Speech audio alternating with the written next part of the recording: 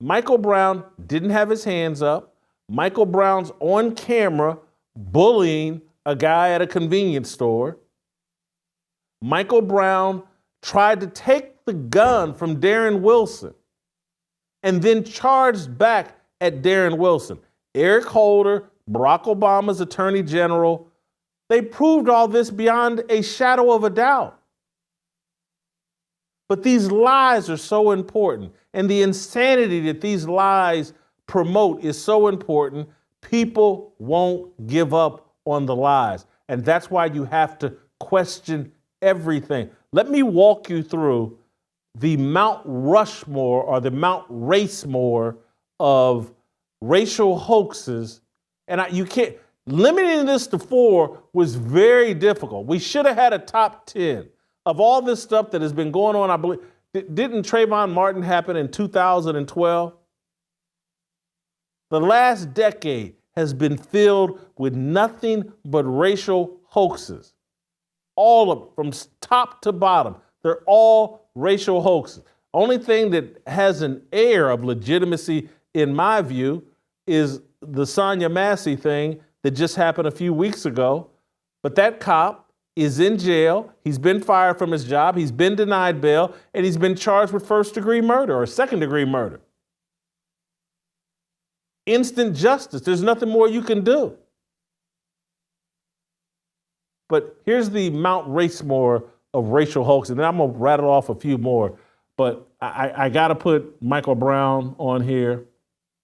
Of course, St. George Floyd, who died of a fentanyl overdose and died because he fussed and argued and resisted arrest for 20 straight minutes, had a heart attack because he had enough fentanyl in him to kill a dozen horses.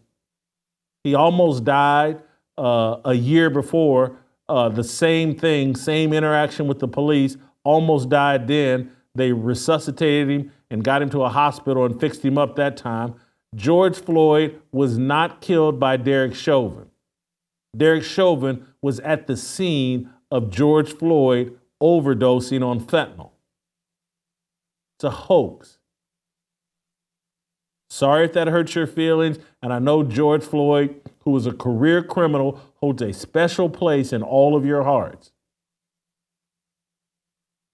Breonna Taylor, Mount Racemore of racial hoax. I feel sorry for Breonna Taylor.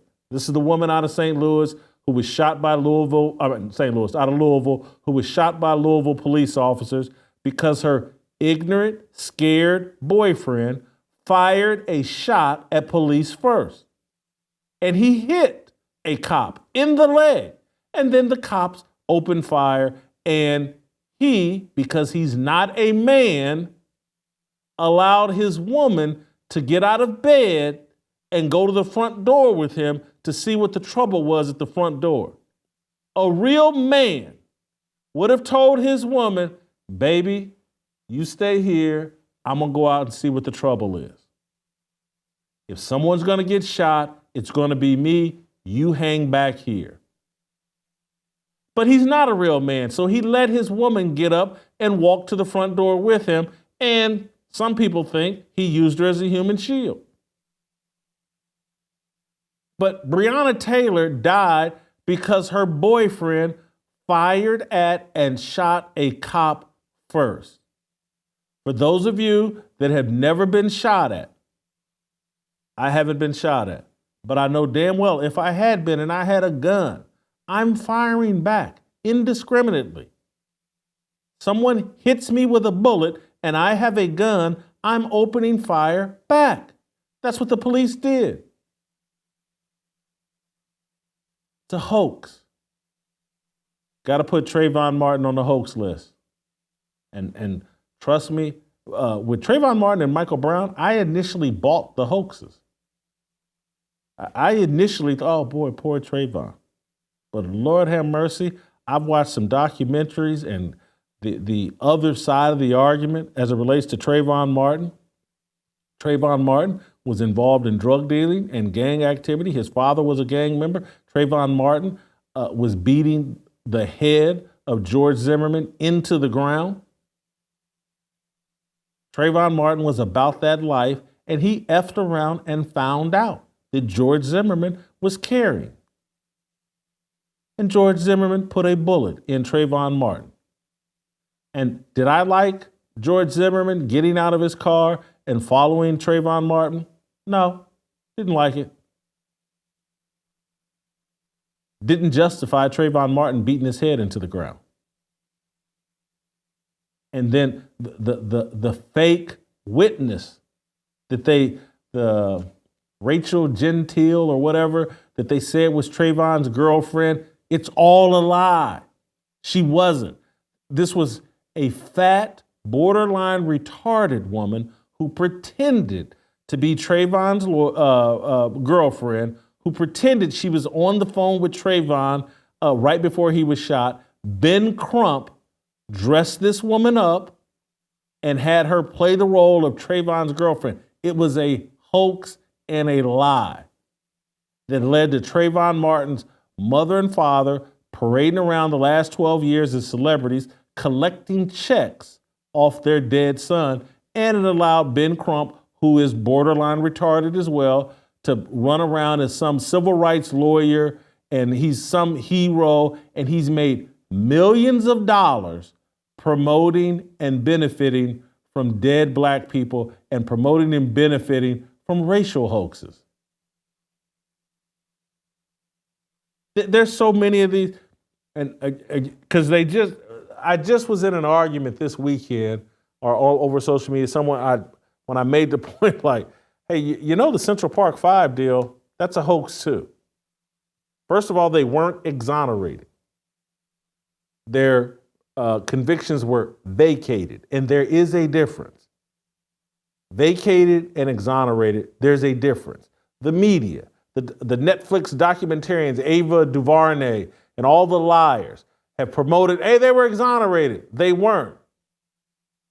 Vacated. If you punch it into Google, it'll come exonerated.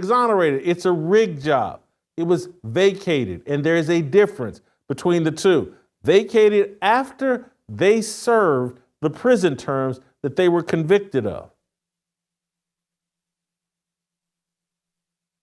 Go watch the Central Park Five's interviews with police, with their parents sitting there with them.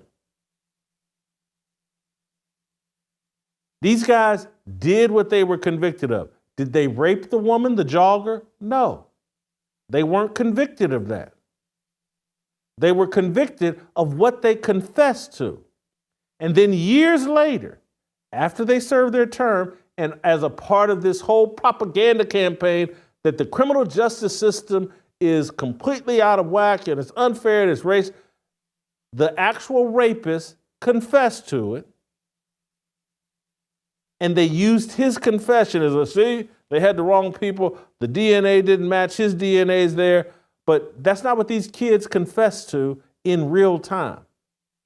They confessed to, hey, we got together, about 30 of us, with the intent of running around Central Park, New York, and committing assaults and committing crimes and harassing people. And they hurt this woman, didn't rape her, the people that got convicted, but they hurt this woman, some held her down. This is all on tape out of their own mouth. And it wasn't because police forced them. And the lead detective was a black dude. It wasn't racism. It was a group of 14 to 18, 19-year-old kids who were out wilding out of their own mouth. We said we're going to get together and we're going to go out and beat up people and commit crimes in Central Park. That's what they said they were going to do. That's what they did. That's what they confessed to. That's what they went to prison for.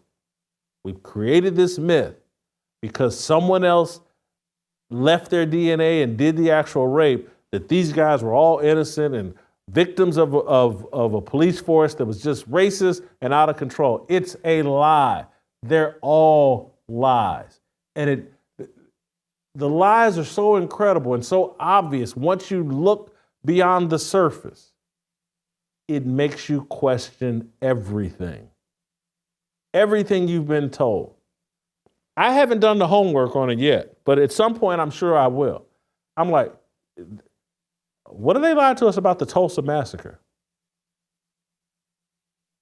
And I say that maybe they've told us no lies. But if they've told us no lies, that would be new. Because a lot of this stuff is filled with lies and manipulation, and it's all done to drive a narrative, to make you hate America, to make you think America is a failure, to make you think the Constitution and the whole thing has to be thrown out the window so that the LGBTQIA plus alphabet mafia, silent P mafia can write a new constitution. So the Marxists, the atheists, the hardcore leftists, the communists, the socialists can write a new constitution. It's a game. If you enjoyed that video, be sure to hit the like button and subscribe so you never miss a moment of Fearless.